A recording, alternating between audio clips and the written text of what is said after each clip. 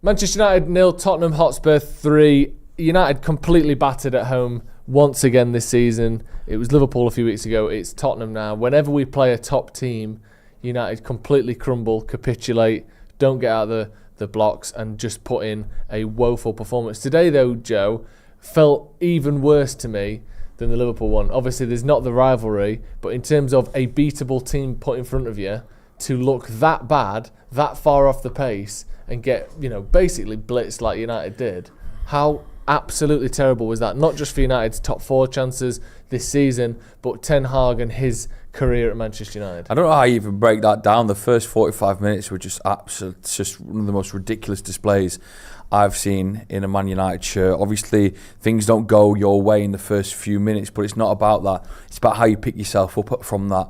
If you concede an early goal, what do you then do as players? What do you do then as tactics? What do you do then as your build up, your chemistry with one another? How do you get back into the game? It was just silly mistakes, poor balls, poor passes. There were glimpses of nice opportunities for Man United. Garnacho hits the post. Xerxes has a shot on target. You're thinking to yourself, possibly. But then for every one moment of encouragement for United, there was 4 for Tottenham. And it always felt like no matter how much we gave in that first half an hour before Bruno was sent off, Tottenham are always going to be on us. Ronnie was on the watch long, says they look quicker than us, they look more hungry than us. And then obviously the devastating red card, we can debate that till the cows come home. It happened, United are down 10 men, and it's all just crumbles from there. Any hope of, there were parts of the second half where I thought, blimey, if we're still 1-0 down here and got 11 men on the pitch, could possibly get ourselves a result here, but we weren't. We let them come at us straight away in the first half. It reminded me so much of when we played City last year in the derby at home at Old Trafford. They only went in 1-0, and we were like, "Ooh, this is still on. This is still doable." 2 minutes into the second half, no, it's not. It's done. Every build-up, every chat with your mates at half-time, every possibility you've run through your mind about United getting a result just disappears in moments, and you're like, well, what the fuck do we do for 40 minutes? Yeah. Every single player was poor today. I felt the low was shocking. Yeah, he was awful in the Bruno first half, needed a good game today. He didn't turn up. Some of the defence can look at themselves and go, what was that? It was a very significant day, I think, for Manchester United Football Club. Yeah, I think it was as well. I mean, we'll get to the management side of things in a minute. We want to talk about Ten Hag and what this means for him. But I've been sat here, obviously, this season, toward the end of last season, and all of last season's hopes sort of ended up being on the FA Cup, which we won, which was great. And then this season, we're looking at the performances, and I think the performances on the whole have been much better, and that we're seeing signs that things are different and that signs are moving forward and things are moving forward. And then we play Liverpool and, we had 20 half-decent minutes and then we crumble and we get battered. Then we play, a couple of lesser teams and we look all right, but we don't even win all of those games. And I'm looking for positives and I think, we're making chances and we're stopping them making chances and all these things. And then we play a good team again. In Tottenham, we get battered again. And it's just like this sort of fragility and the fact that when we play good teams, we completely come undone. That can't carry on forever. You can't just do that. You can't just lose when things are remotely difficult and still not win when they aren't. You look at the chances today. Tottenham had 24 shots, 10 on target. United had 11 shots, 2 on target. Obviously, the red card changed a lot of things, but the overall possession didn't even change before. The red card changed a lot of things. It went from bad to worse then, but you can't. There's no one there that could say that United looked great in that first 30 minutes. It just looked so dreadful. Every pass was misplaced. Opportunities just went missing. I thought no one really showed up for United straight away. Obviously, conceding so early on isn't great for a football club, but it's what you do after. It's what you do then. Yeah. Now, if you remember, this time last year in a game where we played Tottenham at home, Højlund scores instantly within seconds, 2 minutes I think it was. But then Tottenham just were able to regain composure and get back into it. Yeah. And that's what makes a good football club. United's just heads went, and we just unfortunately were just not at it at all. No. So but the thing is now, as football fans, we're just looking for someone to blame because we've had to watch 90 minutes of our team just being a shite. So who do we blame? We go for the players, you go for the manager, you go for everyone. Yeah, that's the thing, innit? It becomes a bit of a feeding frenzy, and I think you can easily, just completely tear into everyone, every player, every person involved at the club, the owner. I'm seeing people slagging off Ineos, obviously Ten Hag, obviously the players as well. Games like this and sort of starts of the season like this, everything gets brought into question. And what I do hope, and we're going to get to the manager next, is regardless of what happens with Ten Hag, regardless of what happens with some of these players or whatever, that United still act in a sort of measured and professional and forward-thinking way and don't get too emotional in all this. Because I've seen people in the comments and a lot of people saying, when United fans pressured Ineos into keeping Ten Hag, someone said, do you take any blame for them keeping Ten Hag? And I think, well, if Ineos only went on the fan sentiment and didn't do their own decision-making, then that's a bigger worry to me than the fact that they wanted to keep him in the first place. If they're letting us choose who's the United manager, then that's an embarrassment. But and I don't think they did. No, they also chose the fact that he won an FA Cup against one of the best teams in the world. So there was the fans saying we don't want the change, and why the fans were saying that is because we had one of the great days as a Man United fan going to Wembley as an underdog and letting our club shine to the highest it's been. We can still reflect on that day with such positivity and proudness for the youngsters that scored the goals, the homemade talent that made us win 2-0. That's what kept Erik ten Hag in the job, and that papered over the slight cracks. I mean, we say slight cracks. We were 8th in the Premier League last year. Did we have a minus goal difference, or were we 0? I think it was 0. It was close. It was either way. Yeah, either way, shocking. So awful. That FA Cup final had papered over the cracks. Ineos couldn't find anyone that could replace Ten Hag, and now we're here, not even out of September, and we've fallen back into this rut where I think mistakes were made on everyone's. Let's get to Ten Hag then. We'll get to the super chats and the comments in a minute, so keep those coming in. Let's get to Ten Hag. Just first and foremost, how much of this do you put on him? How much of the start of this season, the lack of points, the fact that we're, I think, 12th now in the Premier League, how much of that is his fault? There was slight encouragement towards the back end of the season when you saw Erik ten Hag on the pitch at Old Trafford talking about how he wins stuff for football clubs, and he does do that. But what he does is win and what he's done for United is win cup competitions and get us quite far by pulling it out in one-off games. Whereas when we look at our league positions, obviously third the first year, it was great. It felt like we were building. Second year, as a Man United fan, become the lowest we've ever come in a Premier League season. You start to think, what's going on here? Now we're at a point where we are so negative so soon into the new season that you start to question if maybe Erik ten Hag needs to leave this football club. And I think the more positive of the United fans have started to change their attitude on him. It felt like a big day to me, this, and not necessarily from my perspective or things that, my view on how things have been so far or whatever, but I'm not so blind to think that this didn't feel like a big moment. Like games like this, me and Jay spoke about it before the game, we spoke about it on the preview. These are perfect games to play in and to manage as a Man United manager, because Tottenham, whilst they're a good side and they're capable of performances like we saw today, they're also beatable, and they are themselves fragile and mentally a little bit weak, and you can get at them and you can make them crumble the way we've done. We've seen it time and time again, giving away late goals, late losses and victories turning into draws, etc. under Ange. It's been a big problem for them. And when you don't even get close to them, and in the first 45 minutes you're a goal down and a man down, which essentially means you've lost the game, that has a bigger impact than a draw away at Palace or scraping a loss in a valiant performance. 3-0 battered by a Tottenham side that themselves were 10th at the start of the day really does have a big impact on the manager. And I think now it feels like we've entered that realm of how long does he last, rather than will he, what's it going to be like in 3 years when he's rebuilt things. And obviously all of that can change, and you win 3-4 games in a row and that goes away. But the fact that we're struggling to beat sides like FC20, we didn't beat Crystal Palace, we lost to Liverpool, we lost again today, we lost to Brighton. 8 points after 6 games isn't good enough, but the nature of this performance in particular is the one that could be a real killer for Ten Hag, I think. And surely Ten Hag can see that as a football fan and someone who has been in the game for as long as he has. Yeah. Surely he can even see that this run of games and what might continue to be a midweek battle against Porto and then a real tough tie against Aston Villa in the Premier League. Yeah. He must surely see now that this isn't sustainable for a club of Man United size. Yeah. Well, and I even think he might just be like, something isn't clicking here.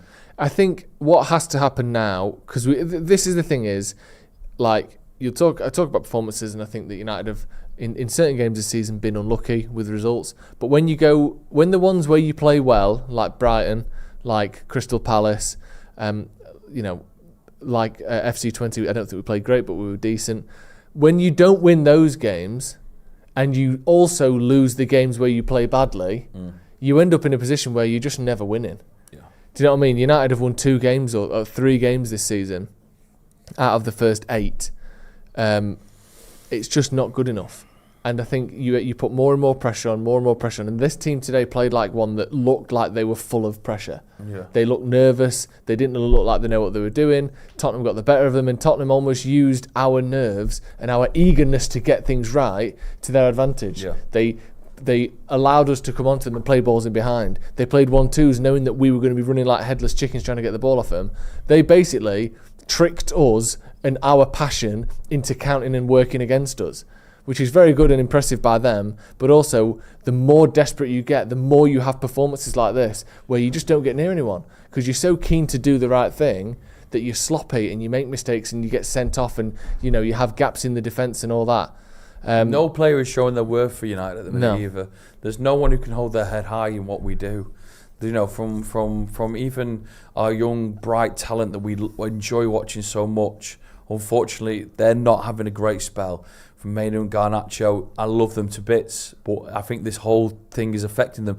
Bruno, he's having an absolute nightmare. He's got sent off today. He might miss 3 games.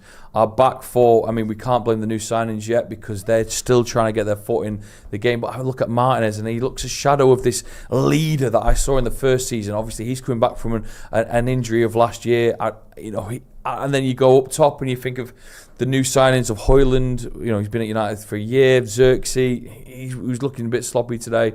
No one, Delo, let's not talk about Delo. No one is showing any sort of world-class capabilities, and that's what we need in the Premier League to be at the top. And we are. I think Ronaldo said in the watch-along, the table sometimes just doesn't lie.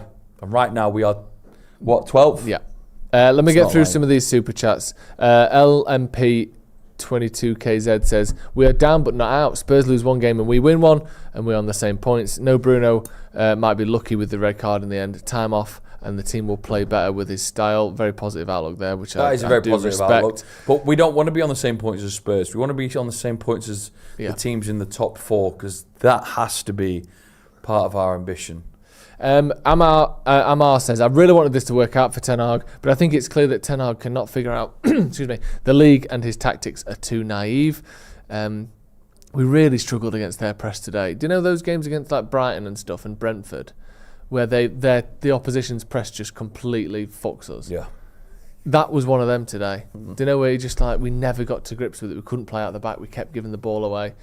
It just felt like we were down to 10 men when we had 11 men on the pitch. That's why they were everywhere. They were everywhere. Didn't get any worse. We kind of didn't get any worse. They were everywhere. They were quicker. They wanted it more. But also as well, it was like part of our game just wasn't there. The passes weren't flowing as well.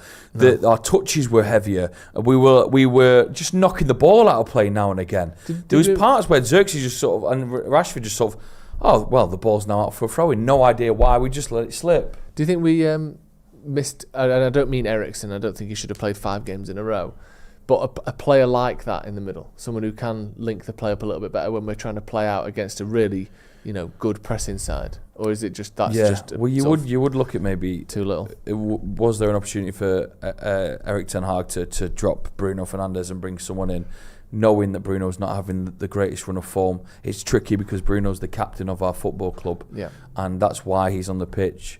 But maybe, in hindsight, it's a wonderful thing, but maybe just giving Bruno some time to, calm, use him off the bench maybe today, and not start him would have been better looking at Eriksen in that role. But he's certainly going to have some time to. He's got some time now. What is it? He's for some reason doing a post-match interview here, which I thought... That's weird. If he wasn't the captain, I don't think he'd be doing that. Let's get some quotes from that as well when we've got him. Captain Steakbake says, we expected an Avenger on the pitch and we got Captain Caveman. Sam Z said, my feelings of anger are giving away to apathy. David Harvey, I'm giving myself man of the match for sitting through that rubbish. I feel the Ten Hag era is coming to its end up the paddock. Yeah, it does have that feeling, doesn't it? Do you know, like, just the instinctive guttural feeling of things? That today felt like the one to me. Like, if it doesn't work out, this will be where the end really started. I know, obviously, things have been great, and last season was shocking in the league, but it felt like if we'd have won this today, you can start looking forward and, you know, finding reasons why it could work. This game felt like a real killer for Ten Hag. Sometimes when you watch TV shows and your favourite character's about to die and you think, maybe there's a way the writers get them out of this. Yeah. But then there's the slight realisation where the more into the scene you go, the more you realise that this is actually the end. Yeah, they are actually going to kill. There is no, this is the slow death of Erik Ten Hag. This is Ned Stark's, innit? This is your You can't kill him after one season. Oh shit, he's dead. DB Cooper, I would love to be the meat in a Joe sandwich. Love that. BK says, nothing will change by changing the manager. We've seen them all come and go. Give him time. He also isn't suddenly shit. I mean, it's a good question. Does it differently. If you stick a manager of the highest order that we've seen recently, your Klopps, your Peps, what happens with these group of players? Do they play better, or is there something really within the heart of United's squad that is just a little bit cursed? There's too many moving parts to know. Is the answer to that? You can't. You can do all the right things. You can sort of get all the things in place, and then from there you just have to hope that it clicks. You can't actually manufacture a successful side. Guaranteed. You just can't.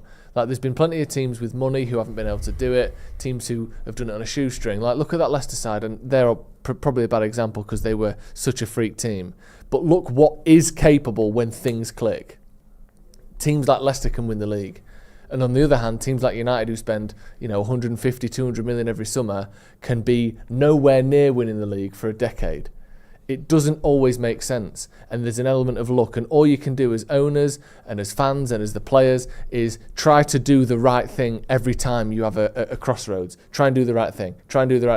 And even then, sometimes you finish second and you didn't quite make it, or you lose in a penalty shootout in a final, or there's a red card that's wrong, or you get an unlucky penalty against you and you don't win the league or you don't win the cup, and the manager does end up getting sacked. It's not always a big problem, or Ten Hag's a shit manager. Sometimes a little bit of bad luck, some reason it didn't click with certain players where it needed to, where Casemiro decides he doesn't like your tactics, or the Sancho situation, or Ronaldo's interview with Piers Morgan.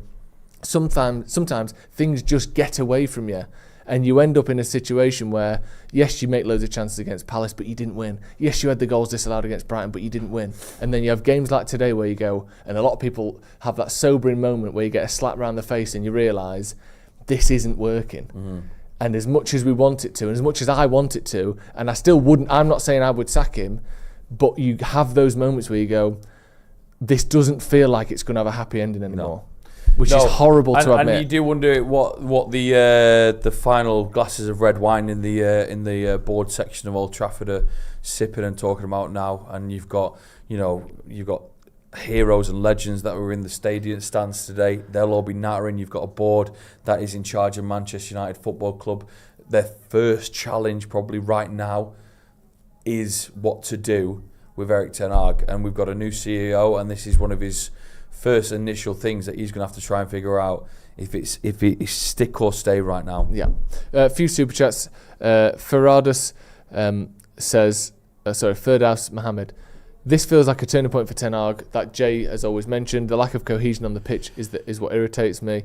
Ahmed says, this is the last straw for Ten Hag. Always back the manager. Don't have a problem with us losing while seeing progress and improvement. But this was on Ten Hag's insistence to play out from the back. And insistence to play out of form. Bruno and Ugarte dropping in-form players.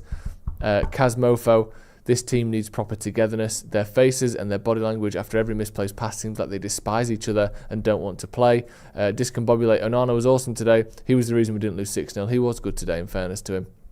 Pete Marshall. He was good, yeah. End of the road, I'm afraid. Ten Hag, questionable teams and subs lately. Bruno mentality and physically tired, should have been rested. Mentally and physically tired, should have been rested. I think we should leave it there personally. Me and Jay will be back in a little bit to go into a bit more detail and break down exactly what's happened in the specific moments, and have a look as well at Ten Hag's post-match press conference, which he's going to be getting a lot of difficult questions in. A horrible, horrible day for United. Oh, great day. What felt like it could be a lifeline might instead have been, well, unfortunately, the news that has killed Ten Hag's Man United Have a career. wonderful week, though, yeah? Awful. I know it's a shit Sunday, all right? We'll head up tomorrow, yeah? Monday, we got this. We go again. Right, Oh, thank you very much for Sam. joining us. Like I said, stick around, you'll hear from Stephen Howson and Jay Motti as well. We'll see you in a bit.